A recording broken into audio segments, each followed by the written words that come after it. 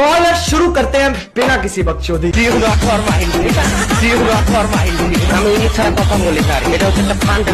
দিনকাল যত এগোচ্ছে গরম তত বাড়ছে, দিনকাল যত এগোচ্ছে গরম তত বাড়ছে। ফেসবুকেতে বাবার বিয়ের ব্লগ দেখা যাচ্ছে।